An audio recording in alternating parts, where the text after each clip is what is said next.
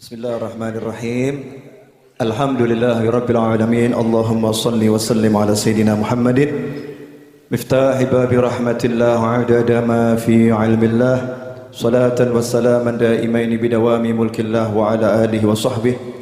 Allahumma shalli ala sayyidina Muhammadin salatan taftahu biha lana futuhal arifin wa tufaqihuna biha fid din wa ala alihi wa sahbihi. Assalamualaikum warahmatullahi wabarakatuh. Alhamdulillah tadi Habib Mustafa Al-Idrus At-Tubani udah memberikan wejangan yang panjang lebar.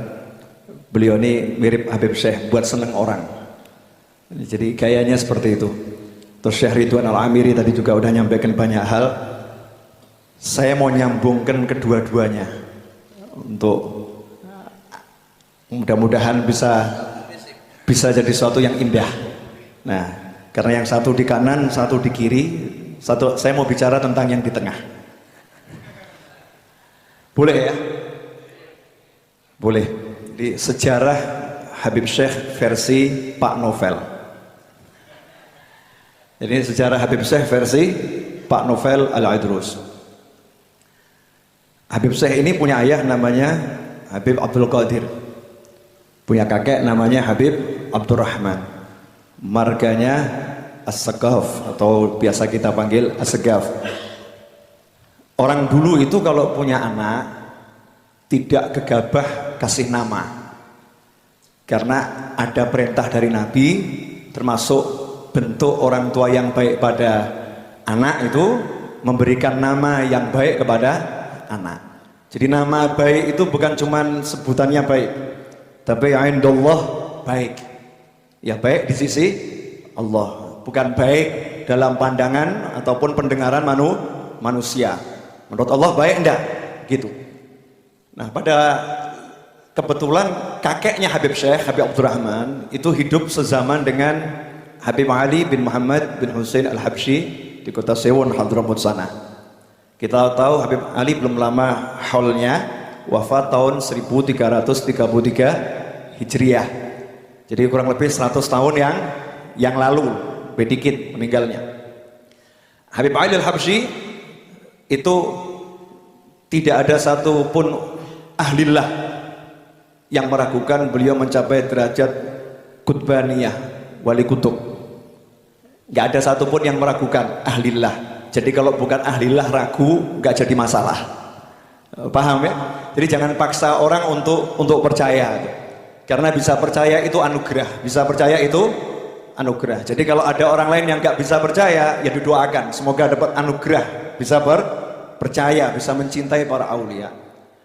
Habib Ali Al-Habsyi karena mencapai derajat yang tinggi, maka suatu malam Habib Ali itu didatangi oleh Syekh Abdul Qadir Al-Jilani rahimahullah. Kita tahu Syekh Abdul Qadir Al-Jilani wafat tahun 561 Hijriah. Kurang lebih, entah mungkin ada perbedaan antara ahli sejarah yang satu dengan ahli sejarah yang lain. Syekh Abdul Qadir Al-Jilani wafat tahun 561 Hijriah. Habib Ali wafat tahun 1333 Hijriah. Berarti sekitar 700 sekian tahun kemudian. Ya, setelah 700 tahun kemudian, Syekh Abdul Qadir Al-Jilani mendatangi Habib Ali dalam mimpi, ketemu.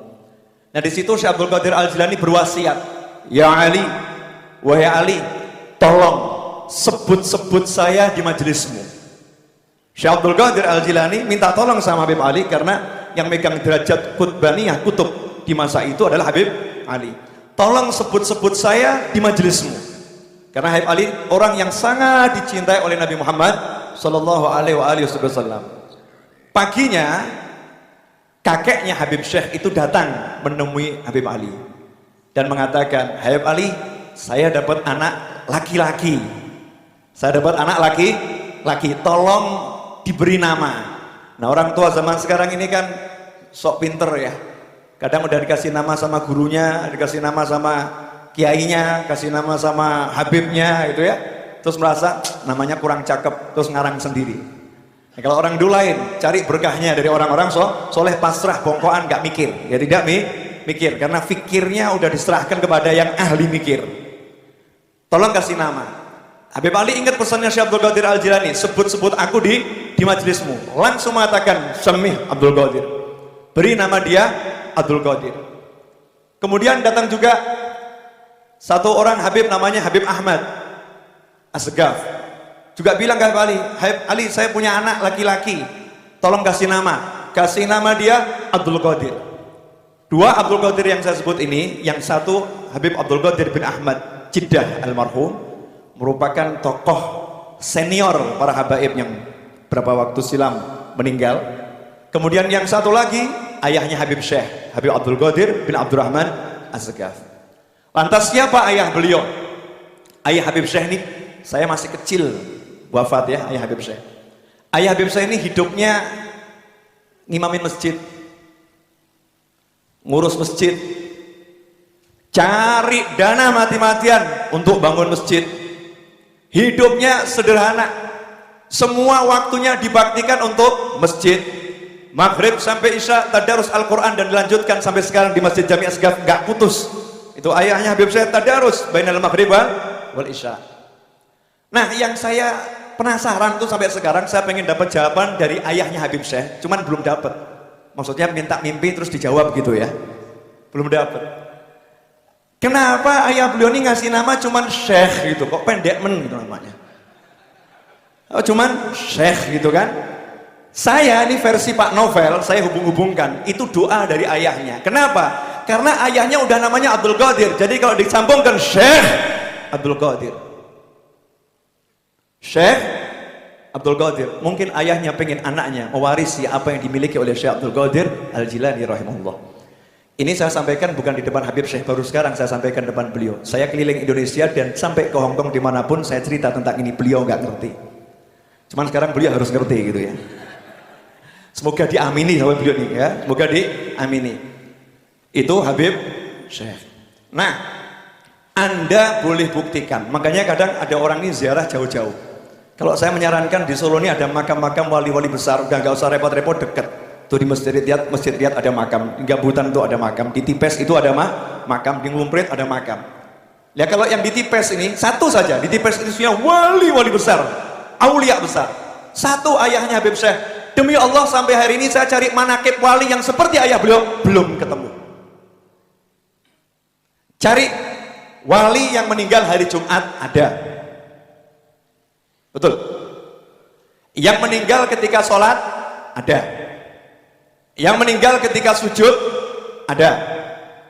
Yang meninggal ketika jadi imam ada. Tapi coba kalau digabung, meninggal hari Jumat, ketika sholat, mohon maaf, bukan sholat subuh, bukan sholat asar, bukan sholat maghrib, bukan sholat isya, tapi afdol sholatnya yang wajib untuk seluruh umat Islam, yaitu sholat Jumat. Meninggalnya hari Jumat dalam kondisi sedang sholat Jumat. Ini kalau kita hitung di dunia jumlahnya semakin kecil enggak? Cari di Google coba nanti. Cari di Google ya. Ketemu berapa orang nanti? Insya Allah nggak ketemu. Meninggal hari Jumat, sholat Jumat, posisinya dalam keadaan sujud. Itu nanti kalau kita search di Google, mesin pencarian Google, jumlahnya akan semakin sedikit. Jumat, ya kan? Sholat Jumat, sujud. Sujudnya bukan sujud pertama, bukan sujud kedua, bukan sujud ketiga, tapi akhir sujud, sujud yang terakhir. Jumlahnya semakin sedikit. Hari Jumat, ketika sholat Jumat, sujud yang terakhir jadi imam, saya belum ketemu. Saya belum ketemu. Itu enggak seberapa. Saya kan terus melakukan penelitian tentang ayah beliau. Ternyata sebelum meninggal udah pamit dulu sama keluarganya. Mau berangkat ke masjid gak balik. Ganti baju baru, kaos baru, sarung baru, semua serba baru, bilang ini mau meninggal dunia. Sampai di masjid di shaf kedua, saya masih ingat kisah dari Al-Habib Muhammad Najib bin Toha bin Abdul Segaf.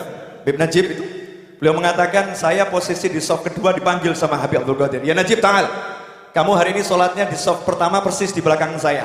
Nanti kalau terjadi sesuatu dengan saya dalam sholat, tolong gantikan saya. Habib Najib masih muda waktu itu. Artinya udah pesan. Yang saya kaget, Baru 2-3 hari yang lalu ada tamu ke rumah saya, salah seorang anak dari Habib Hadi Asgaf, anak dari Habib Hadi Asgaf Jakarta yang dulu pernah tinggal di Solo. Habib Hadi ini salah satu teman baiknya ayah Habib Syekh. Ternyata satu hari sebelum meninggal, jadi hari Kamis, ayah Habib Syekh itu main ke rumah Habib Hadi dan mengatakan, ya akhi, besok saya mau meninggal. Besok saya mau meninggal. Carilah di dunia ini seorang wali yang meninggal di hari Jumat, sholat Jumat, sujud yang terakhir, jadi imam dan pamitan dulu sebelum meninggal dunia. Belum ketemu, makamnya di Tipes. Makamnya di Tipes tuh deket tuh sama Lotemat. Datang tuh Jumat ke sana ziarahin. Wali Songo dikelilingin, wali yang satu ini kita cari nggak ketemu, tapi kita jarang ke sana. Betul atau betul? Betul atau betul? Ya, ziarahin. Walaupun kita udah ketemu sama putranya, itu akan sangat menyenangkan orang tuanya juga kalau kita ziarah ke sana. Sampai di sini jelas. Jadi kalau Habib Syekh begini kan pantas ya. Saya punya satu rahasia lagi yang udah lama saya pendam, malam hari ini mau saya sampaikan. Boleh Beb ya? Insya Allah nggak jadi fitnah. Almarhum Habib Anis itu beberapa kali diundang Habib Syekh untuk hadir maulid di Mertodranan, maulid tahunan beliau. Cuman beberapa kali berhalangan nggak hadir, betulnya Beb ya? Malam-malam Habib Anis dalam kondisi yang kurang sehat. Saya duduk dengan beliau persis di ruang dalam di depan televisi. Habib Anis lagi duduk, saya duduk di seberangnya gitu. Tiba-tiba Habib Anis kemudian berdiri, terus saya nanya, mau kemana Habib? Mau ke tempat Syekh. Kemudian saya buntutin masuk kamar, beliau ambil ridaknya seperti ini. Ya. Kemudian beliau berkata, dan ini perlu saya sampaikan biar orang tahu. Beliau mengatakan, malam ini saya akan lantik Syekh jadi Habib. Jadi kalau saya meninggal dunia nanti di Solo ada yang bisa dipandang. Di Solo ada yang bisa dipandang. Saya sebutkan semua ini sebagai wujud syukur. Ya, biar Anda semua bisa bersyukur. Adanya Ahbabul Mustafa, adanya Bustanul Asyikin. Anda di tempat yang benar gitu loh. Di tempat yang tepat. Di tempat orang-orang keturunan orang-orang soleh. Ini ayahnya meninggalnya nggak ada duanya di dunia ini. Jadi kalau kita nyambung sama anaknya, insya Allah kan anaknya bisa ngomong sama bapaknya. Bah, itu teman anak, bah, tolong itu, bah. Ini Habib Mustafa nih sahibi, bah, tolong nih, bah. Ini ada novel di Al-Gadrah ini. Novel yang Gadrah ini sahib saya nih, bah. Tolong nih, bah. Tolong diberi syafaat juga. Itu satu. Saya bilang tadi ada dua. Yang kedua, masalah sholawat. Ini Syekh Ridwan Al-Amiri ini muridnya Habib Umar bin Muhammad bin Salim bin Hafid. Dan perlu umat Islam Indonesia dan dunia mengerti, dulu gak ada yang kenal Habib Umar bin Muhammad bin Salim bin Hafid, gak ada. Habib Anis duduk di Zawiyah Masjid Riyadh baca kitab Tajul Aurus karya Habib Ali bin Husain Al-Attas sampai khatam. Kemudian beliau berkata kepada jamaah yang ada di situ, kita akan ziarahi orang-orang yang kita baca ini ke Hadramut. Maka dibuat kelompok ziarah terbesar pertama setelah sekian puluh tahun. Dan beliau mengatakan, saya akan cari anak muda yang alim, yang bisa ceramah, akan saya bawa ke Indonesia. Agar anak-anak ini belajarnya ke Hadramut, bukan ke negara yang lain. Agar nyambung lagi hubungan Indonesia dan Hadramut yang sudah terputus. Datang Habib Umar, gak ada yang nyapa, gak ada. Habib Umar, Habib Ali Jufri, dan Habib Muhammad bin Ali bin Abdul Qadir Munsib. 3 orang ini. Yang saya tahu 3 orang ini. Yang pokok Habib Ali Al-Jufri, Muhammad bin Ali Munsib, kemudian Habib Umar bin Hafid. 3 orang ini kemudian setelah Habib Umar ceramah, Masya Allah, kaget orang-orang. Habib Anis berkata bahwa ini Habib Umar ke Jawa Timur datang ke pesantren-pesantren. Naik mobil saya, jangan izinkan satu orang pun masuk mobil ini, siapapun orangnya, kecuali bertiga ini. Biar yang 3 ini bisa nyaman di mobil, nggak disuk-suk orang. Saya nyaman. Alhamdulillah dari keliling ke pesantren-pesantren itu, berangkatlah kelompok pertama ke Hadramut. Waktu itu belum ada Darul Mustafa, tinggalnya di masjid. Sampai terbentuk pesantren sampai sekarang. Alhamdulillah ini murid-murid Habib Umar tersebar luas di seluruh penjuru dunia. Yang mau saya nukil adalah ceramahnya Habib Umar bin Hafid jelaskan sholawat. Habib Umar nanti bisa dicari di YouTube, ya bisa di-download di YouTube. Menceritakan di Syria sana ada seorang ulama yang didatangi seorang wanita. Wanita ini nangis luar biasa. Kemudian sang ulama bertanya, kenapa kamu kok nangis? Kenapa? Apa dosa saya? Apa salah saya? Saya ini maksiat saya apa? Kenapa kamu berkata begitu? Saya udah 3 hari nggak mimpi bertemu Rasulullah SAW. Saya udah 3 hari nggak mimpi Rasulullah. Nangis terus ini. Nah, ulama nanya nih tadi. Lah biasanya kamu mimpinya berapa waktu sekali? Tiap hari saya mimpi Rasulullah SAW. Perempuan ini. Kemudian ulama tadi nanya, wiridmu kok bisa mimpi Rasulullah tiap hari ini? Baca sholawat berapa kali? Enggak banyak. Setiap hari saya cuma baca 15.000 kali sholawat. Enggak banyak. Ada yang sanggup nyontoh? Enggak ada kan? Belum ada. Nah ini tadi dibaca 40 sholawat pilihan. Kalau tiap Rebo hadir di sini ikut baca sholawat, ikut baca tapi ya. Kadang nih jamaah majlis dzikir ini majlis bungkem, enggak dzikir ini. Majlis dzikir tapi jamaahnya ikut dzikir. Ini kan masalah ini. Habib Syekhnya teriak-teriak, ayo sholawat, yang lain mantuk, enak ya, zen, masya Allah, enak, suaranya enak. Yang lain jadi bungkem. Ini majelis dzikir.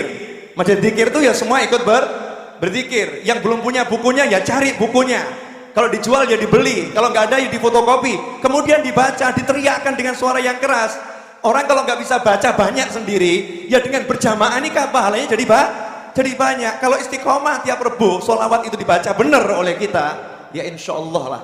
Sebelum meninggal, walaupun gak lihat langsung, minimal mencium aroma Nabi Muhammad Sallallahu Alaihi Wasallam. Itu yang dapat saya sampaikan. Sepurone ingkang kathah. Ini Pak Novel bisanya ngomong begini. Bib, jazakumullah khair atas waktunya. Saya mengundang resmi Habib Syekh untuk membuat majelis di Majelis Ar-Raudhah, sholawatan terserah waktunya kapan. Terima kasih Habib. Jazakallah khair. Ini undangannya kok lewat ceramah kabeh. Habib Mustafa lewat ceramah, Habib Novel lewat ceramah. Alhamdulillah. Insyaallah siap Habib. Insyaallah siap kita sholawatan di Ar-Raudhah. Mudah-mudahan kita bisa beri panjang umur dan kesempatan untuk bisa sama-sama bersalawat di sana. Alhamdulillah tadi telah disampaikan sekian banyak, masya Allah, nasihat dan cerita serta sanad. Alhamdulillah tadi saya mungkin sedikit mau menyampaikan bahwa waktu Al-Habib Hadi bin Ahmad itu ceritanya Abah sakit waktu itu. Kebetulan Abah itu sakit di rumah, lagi tidur. Di hari Kamis itu pada sholat duhur beliau memanggil tukang cukur. Tukang cukurnya namanya Muhammad Muas, Madura, di Wirapaten situ. Anak-anaknya masih ada di sini. Saya juga langganan sama Abah di situ. Abah didatangi dari potong rambut, potong jenggot rapi. Itu ba'da duhur. Setelah itu beliau mandi seger. Terus tiduran, tidak mampu, badan itu agak panas karena beliau ini memang sakit jantung. Beliau suruhan putranya untuk memanggil Ustadz Hadi. Dipanggil Ustadz Hadi sampai di rumah. Ustadz Hadi itu guru saya, guru ayah itu waktu itu mengatakan kepada Ustadz Hadi untuk mengajar saya dan anak-anak masih kecil, SD itu. Saya belum balik. Di situ sudah diajari sampai kebetulan bab nikah. Bagaimana caranya bersetubuh barang sudah itu, padahal saya belum balik. Ustaz Hadi yang ajar. Setiap pada sholat Jumat di rumah sebelah rumahnya Akhina Abdul Aziz, mantunya Zuhdi Abadi Abdul Aziz itu. Di situ kita biasanya. Alhamdulillah Al-Habib Hadi dipanggil di rumah. Abah itu dalam keadaan sakit dan sudah menyiapkan wasiat. Beliau mengatakan kepada Habib Hadi, wahai Hadi, ana tidak tahu, mungkin umur ana tidak panjang. Seandainya besok saya tidak ada, tolong wasiat ini dibacakan sebelum saya dimakamkan. Jadi dikasihkan wasiat itu di rumah, karena beliau tidak mampu untuk berdiri. Waktu itu terus besok paginya beliau itu mandi seperti apa yang disampaikan Ustaz Novel tadi, dengan gembiranya karena datang hari Jumat. Padahal beberapa hari memang sulit tidak mengimami, dan di situ beliau tetap mengatakan saya harus mengimami sama ibu saya, dan saya harus mandi, saya harus pakai minyak wangi, saya harus begini. Padahal minyak wangi itu kebetulan saya kirim dari Saudi. Minyak wangi saya mengatakan, wahai ayah, pakailah minyak wangi ini di hari lebaran sama sabun waktu itu. Dan di hari itu dikeluarkan minyak wangi itu dan sabunnya. Ibu saya melarang, kan disuruh pakai di lebaran, kenapa dipakai sekarang? Kata ayah, kan ini juga lebaran, Jumat ini hari raya bagi umat Islam, kita pakai.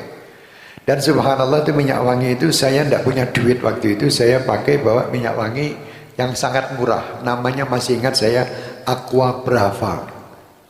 Satu botol besar itu harganya 15 real waktu itu. Saya pikir sok penting murah, meriah, gede itu.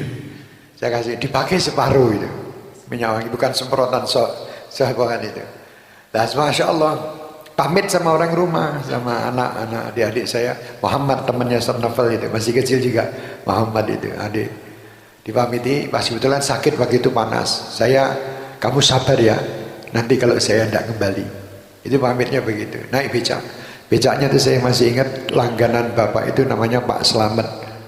Selalu posisi di depan rumah, subuh pun beliau tidur di atas becak menanti Abah itu buka pintu, klik, dia bangun, langsung naik becak. Karena Abah tidak mampu jalan karena jantung. Kalau jalan sama saya itu, saya gandengan itu, sampai 3-4 kali berhenti baru sampai ke masjid. Dan dari usia saya SD itu sudah selalu mengatakan bahwa aku ingin meninggal di mihrab. Aku ingin meninggal di mihrab.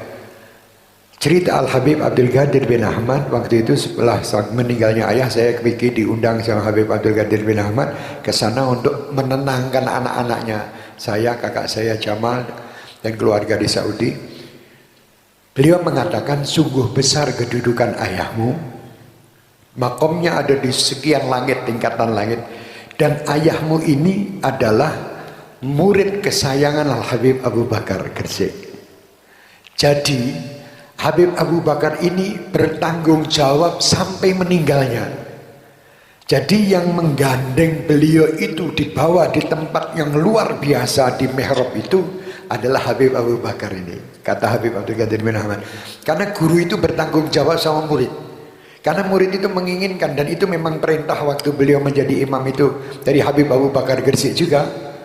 Jadi beliau itu tidak pernah meninggalkan hall Gresik. Hall lainnya beliau tinggalkan, tapi kalau hall yang Gresik beliau tidak pernah tinggalkan karena gurunya. Dan beliau tidak pernah meninggalkan masjid. Misalnya hall di Solo, tempat Habib Anis, kalau sudah dekat duhur itu ma'adan, pulang ke masjid.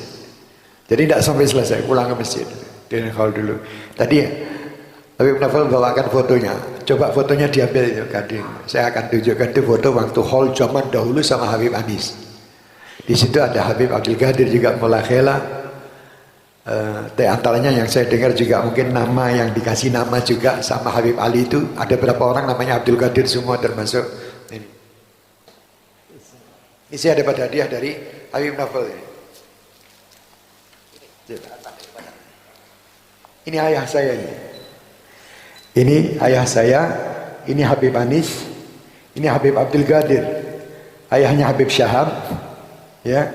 Ini mutrib gambus yang biasa kalau malam mau hall bin Yudrib ini.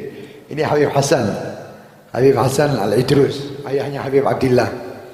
Ini Habib Abdullah. Ya, Habib Abdullah ini Garuda Tek yang dulu punya Garuda Tek ini. Dan ini Habib Muhammad bin Alwi Surabaya. Ini saya tidak tahu, kalau ini masyhur. Dari kelihatannya dari Gorontalo atau abahnya Habib Ali masyhur di sini. Jadi ayah posisinya dulu gini. Jadi hallnya dulu yang di sini yang lebih tua-tua. Jadi Habib Anis ini masih muda juga. Jadi duduk di sini. Ini kalau salah Habib Hadi ini. Kelihatannya Habib Hadi bin Ahmad ini. Ya kelihatannya ya. Hadi bin Ahmad. Di sini Masya Allah ini masih hitam putih. Ini Habib Abdul Qadir juga namanya. Ini Habib Abdul Qadir juga Pak Qadri Hasan. Jadi ini ayah ini waktu itu. Jadi subhanallah, itulah cerita Habib Abdul Qadir bin Ahmad kepada kita-kita bahwa itu benar. Jazakallah, terima kasih Habib Novel. Terima kasih dikasih itu. Itulah ceritanya seperti itu. Dan insya Allah Orang yang baik tidak mengatakan bahwa dia adalah ayahku, katanya begitu. Tapi yang mengatakan ha anada. Saya harus begini. Bagaimana? Kamu jangan membanggakan ayahmu. Ayahmu orang hebat, tapi kamunya gimana? Nah, gitu lah. Insyaallah mudah-mudahan kita semuanya bisa mendapatkan bagian. Kami kadang-kadang malu kalau sudah mendapatkan cerita ayah yang seperti itu, luar biasa. Kami tidak bisa seperti beliau. Memang waktu nama itu kebetulan ada Al-Habib Syekh Al-Jufri, tetangga kita, masih famili Al-Habib Idrus Palu. Habib Idrus Palu Jufri. Lah saya ini ngelendot terus kepada istrinya Habib Syekh Al-Jufri ini. Tonggo dulu. Akhirnya jadi karena nama saya Syekh, Habib Syekh itu seneng. Dan ayah itu ngasih nama Syekh, ya itu tadi kepingin, maksudnya kepingin jadi guru, malah jadi ini goyong ini. Jadi orang sekarang mungkin banyak keliru kalau manggil Syekh Abdul Qadir, padahal Syekh bin Abdul Qadir. Jadi seperti itu. Ya mungkin ayah mungkin seperti itu. Dan kalau dihubung-hubungkan mungkin ayah itu karena rindu juga dengan Habib Ali. Apa yang disampaikan Habib Ali, dan Habib Ali rindu sama Syekh Abdul Qadir Jilani. Luar biasa. Jadi supaya ada sambungannya Syekh Abdul Qadir. Maksudnya pentingkan kono. Ben istilahnya orang itu apa? Paling tidak nek ngundang wong kuwi eling iki, ngono. Jadi saya kalau manggil si misalnya Mustafa, ingat Rasulullah. Dan orang-orang soleh itu kalau punya anak, anaknya itu yang namanya seperti nama sahabat, itu tidak berani manggil atau namanya seperti nama Rasul, tidak berani manggil sembarangan. Jadi kalau misalnya namanya Toha atau namanya Muhammad atau itu panggilnya itu dengan panggilan sanjungan. Karena nama ini mirip dengan nama Rasul. Nama ini sama-sama nama Rasul. Kalau saya menghinakan manggilnya, itu ya berarti saya menghinakan Rasul. Gitu. Misalnya namanya Abu Bakar atau namanya Umar atau namanya Sayyidina Uthman, manggilnya Sayyidina Uthman, panggil. Ada julukan gitu. Supaya menghormat, tidak menghinakan namanya. Itu mereka tuh dulu kelihatannya sepele tapi diurusi gini-gini. Dan sekarang kan enggak. Misalnya Bakar panggilnya Kar. Mustafa Mus, Mustafa Mus piye? Toha ha. Lah ini ya kebiasaan. Waktu orang Hadramut datang ke sini, paman saya Ahmad bin Abdurrahman, waktu ada orang manggil ha, ngamuk dia. Manggil Kamil kata dia. Sempurnakan. Toha, jangan ha. Kar, ada kar. Abu Bakar, panggil sempurna Abu Bakar gitu. Ya, itu adab mereka. Mereka itu sangat indah. Makanya tadi kalau Habib Novel kita bahas itu, terus kita terkenang bagaimana zaman-zaman bersama Habib Anis. Zaman bersama orang-orang tua seperti tadi yang kita. Wah, enaknya luar biasa. Mereka ini orang-orang manja. Dan orang-orang yang tahu memanja juga. Jadi mereka manja kepada Allah dan Rasulnya, kita dimanjakan sama mereka. Untung ngawai diri kecil ketemu Habib Anis. Coba tidak ketemu orang seperti beliau, saiki ketemu siapa nih sehingga yang ngono. Sulit cari orang-orang seperti begitu. Alhamdulillah, mudah-mudahan akan terus timbul orang-orang yang hebat. Seperti alhamdulillah beliau, masya Allah, doakan Habib Novel, doakan Habib Mustafa, doakan Habib Ridwan kita, Syekh Ridwan kita, doakan Habib Husin, doakan semua pendakwah kita doakan. Bismillah, kita jalan bersama-sama di langkah Rasulullah SAW. Jadi setapak demi setapak kita sampai ke Rasulullah. Nanti kita digiring sama Rasulullah. Ayo bareng-bareng. Masing-masing mempunyai kelebihan dan kekurangan. Kekurangan yang satu ditutup dengan kelebihan yang satu. Insya Allah jadi sempurna. Ya, Insya Allah mudah-mudahan seperti itu. Jazakumullah khair. Saya terima kasih dan malam ini sangat gembira sekali. Rumongso aku wis duwe bola kaya ngene iki saku adem ngene. Saya udah ngadem. Tadi uang ini duwe bola-bola. Saya ini dulu waktu nek acara Habib Novel mungkin sering lihat. Kalau acara pas malam Mas Maulid di rumah dengan di Metro Jalanan, kunci saya itu Habib Anis toh. Agar Habib Anis seneng, panitia kabeh seneng. Agar Habib Anis ono A, I, sithik ora cocok, panitia kabeh tak seneni. Panitia sudah deg-degan, pokoknya piye Habib Anis harus seneng. Pagi itu saya tidak tidur semalam. Pagi tidak tidur, marani Habib Anis di toko. Jam 9, setengah 10, jam 10 Habib Anis di toko itu. Nah, di situ saya masuk. Assalamualaikum, pura-pura arep tukul, biasa. Assalamualaikum, saya mau tahu komentarnya apa. Wah, tadi malam ajib ya Syekh. Zen, soundnya bagus, ininya bagus. Nah, panitia siap, ayo seneng-seneng. Pokoknya kalau Habib Anis bilang ndak elek, boleh itu gelone kayak apa. Dan terakhir itu luar biasa waktu itu, betul apa yang dikatakan Habib Novel dari Habib Manis dalam keadaan tidak enak badan dari Jakarta itu, pusing dan terlambat, datangnya terlambat. Tapi terus waktu saya sampaikan mic-nya itu, Habib Manis, ajib, ya khair syekh, ya khair mic, zen, sot zen. Akhirnya dipanggil putranya Abdillah yang biasa son itu, suruh belajar son sama orang saya waktu itu. Abdillah ini tanya itu gimana sih? Saya waktu Habib Manis bilang enak, ya sudah, bismillah tak penak-penak ke. Di situ digayak-gayak ke, digosidah-gosidahkan, ya la qalbin beliau sukain. Itu terus habis itu lah. Itu terakhir sama beliau. Waktu itu sempat sudah waktu Bukhari, kita sama Habib Novel sama Ustaz Nabil, Ustaz Umar waktu itu rencana mau ke Malaysia, diajak, ditanya, ya Syekh punya paspor? Punya, si monotok pakai. Walaupun saya waktu itu belum siap. Siap ada Habib? Ada. Subhanallah, siangnya dapat kabar dari Habib Novel, juga dapat kabar nih Habib Manis jatuh itu. Akhirnya tidak sempat. Dan subhanallah waktu itu saya lagi membuat CD saya yang Allahu Allah ya dzal jalali wal ikram, itu disenangi yang luar biasa. Sampai kalau ketemu itu tidak ada ucapan lain kecuali Allahu Allah, Habib Manis. Padahal maksudnya beliau ingin berbicara lain. Tapi yang keluar Allahu Allah. Akhirnya orang-orang dikira Habib Manis mau gosidah. Kita saya Allah gitu terus. Subhanallah. Allah yarhamu.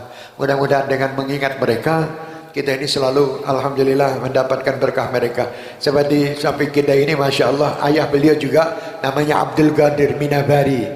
Ayahnya beliau ini termasuk orang yang sangat setia sama ayah saya dalam urusan pembangunan, sama almarhum Amin Barak Songkar. Itu luar biasa. Beliau berdua ini sama juga ada Abdul Qadir waktu itu bin Muhsin, ya Ambon di situ. Mereka ini luar biasa sama ayah itu waktu bangun masjid itu. Luar biasa lah orang-orang hebat, Allahumma ighfir lahum warhamhum wa'afihim wa'fu anhum. Allahumma ya Allah ya Rabbi fanfa'na bi barakatihim wahdina al-husna bi hurmatihim wa amitna fi tariqatihim wa mu'afatin min al-fitani. Allahumma inna nas'aluka al-'afwa wal 'afiyah wal mu'afati ad-da'imah fid din wad dunya wal akhirah. Allahumma inna nas'aluka al-jannah wa na'udzubika min sakhatika wan nar. Allahumma inna nas'aluka min khairi ma sa'alaka minhu nabiyyuk wa habibuk Muhammad sallallahu alaihi wasallam wa nasta'iduka min syarri ma sta'adzaka minhu nabiyyuk wa habibuk Muhammad sallallahu alaihi wasallam. Allahumma ya Rabb, sebagaimana kami mendengar cerita para salihin, jadikan kami ya Allah pecinta-pecinta mereka dan dapat mengikuti mereka, menggembirakan mereka, terutama guru-guru kami ya Arhamar Rahimin. Jadikan mereka saat ini gembira, orang-orang tua kami saat ini gembira. Allahumma ya Allah, sebagaimana semua yang diingat ya Rabb di majlis ini, kami berharap ya Allah agar kami selalu diingat oleh mereka pula. Allahumma ya Arhamar Rahimin, jadikan kami selalu diingat mereka di alam barzakh mereka, hingga kami bisa berjumpa dengan mereka ya Arhamar Rahimin. Sebelum kau ambil nyawa kami, Allahumma ya Allah, jadikan kenikmatan-kenikmatan yang mereka rasakan dan kenikmatan sewaktu kami mendengar cerita-cerita mereka, kenikmatan yang akan membawa kenikmatan bagi kami ke depan ya Arhamar Rahimin. Allahumma ya Rabb, panjangkan umur kami, panjangkan umur para habaib kami, para kiai kami, para ulama kami dan seluruh jamaah kami, serta semua yang mengikuti acara-acara majlis kami. Allahumma ya Allah ya Rabb, makmurkan kota kami ini dengan majalisin ilm, majalis dzikir, majalis salawat ya Arhamar Rahimin, bijahin Nabi wa man yuhibbun Nabi wa ila hadratin Nabi bisirril Fatihah.